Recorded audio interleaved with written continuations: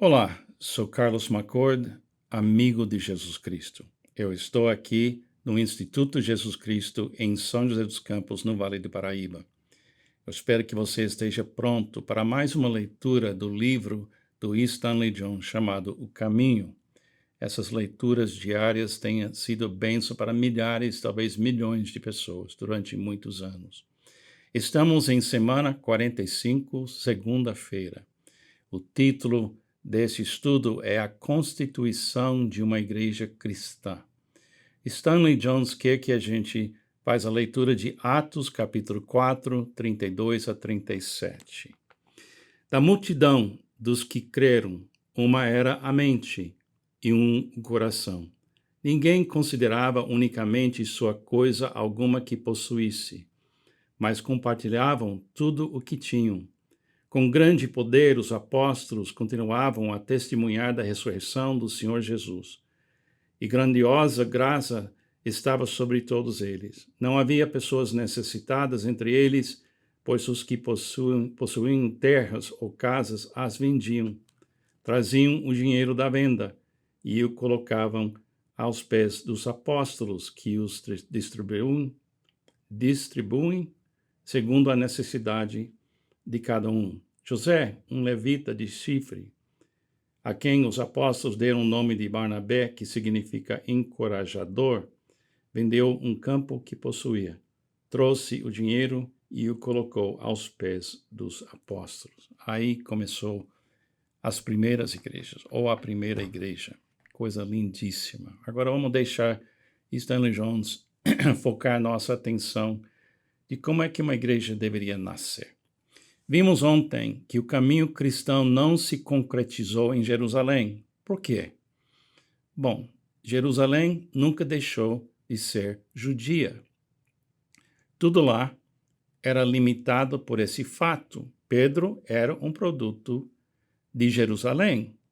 E quando foi para os gentios, o fez com reservas. Comia com os gentios, mas se retirava quando alguém de Jerusalém estava observando. Paulo não era um produto de Jerusalém, mas de Antioquia. Então, quando foi para os gentios, foi sem inibições. Os gentios aceitaram-no como o apóstolo dos gentios. Pedro nunca se tornou um evangelista mundial. Estava preso a uma cultura particular e nunca se libertou dela. As raízes do cristianismo ocidental estão em Antioquia, não em Jerusalém, pois foi de Antioquia que Paulo saiu para propagar o evangelho na Europa e, consequente, em todo o Ocidente.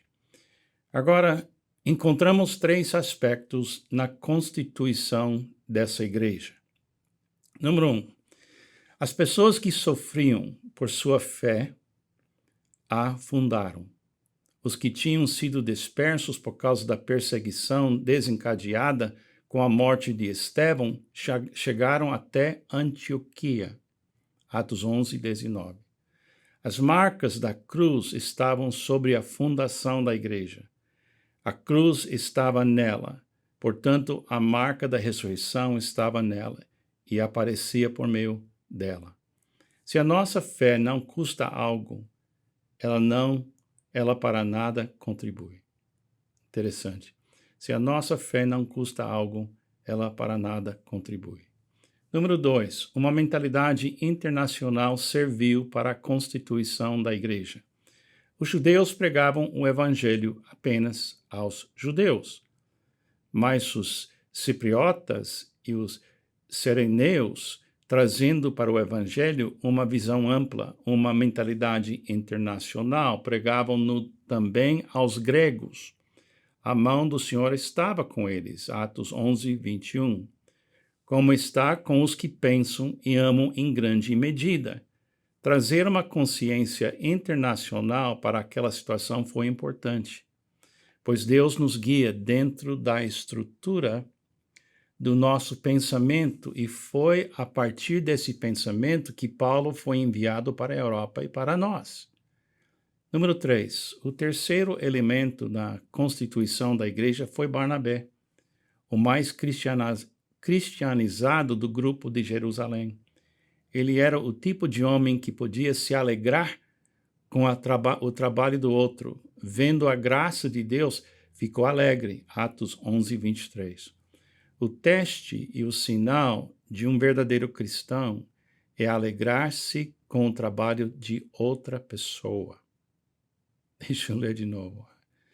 O teste e sinal de um verdadeiro cristão é alegrar-se com o trabalho de outra pessoa. Ele estava interessado no reino. Barnabé. Ele estava interessado no reino, não em sua parte nesse reino. Que lindo, hein? Oração. Ó Cristo, dá-me grandeza de coração e disposição para me alegrar com o que os outros fazem pelo reino, pois é o reino que importa. Retira do meu espírito toda mesquinez. Em teu nome. Amém. Afirmação do dia. Hoje não serei, como dizem alguns africanos, um homem de tempo curto. Serei grande em espírito e em visão. A Igreja de Cristo, ela nasce no sofrimento. Ela nasce na rejeição. Ela nasce no meio de um povo que sofreu muito, mas eles não abriram seus olhos para entender que o Evangelho é para todas as nações. Até hoje, a gente tem grupos que só vão focar naquilo que se vê perto deles. Mas sempre, sempre, Deus faz uma obra na vida de pessoas que vão ter que abandonar seus países e ir para outro lugar para expandir o reino. E essas pessoas, muitas vezes, não são pessoas famosas, não são pessoas que você vai ler na literatura o que eles fizeram. Mas elas pessoas são como Barnabé. O que importa para ele é que o reino possa crescer permanentemente. Eu acho isso muito importante para a igreja de hoje, porque a gente vê tantas igrejas focando em criar um nome em vez de expandir o reino. É um perigo tão grande a gente criar uma imagem enorme do que nós estamos fazendo, em vez de animar outras pessoas a fazer coisas grandes para Deus e não ter ciúmes ou não tentar controlar as coisas. Graças a Deus pelas pessoas que estão expandindo o reino de Deus. Que Deus abençoe você, que você faz parte desse grupo como Barnabé, que vai encorajar e vai admirar as outras pessoas e colocar suas mãos sobre elas, falando para eles, continua fazendo isso. Que Deus te abençoe.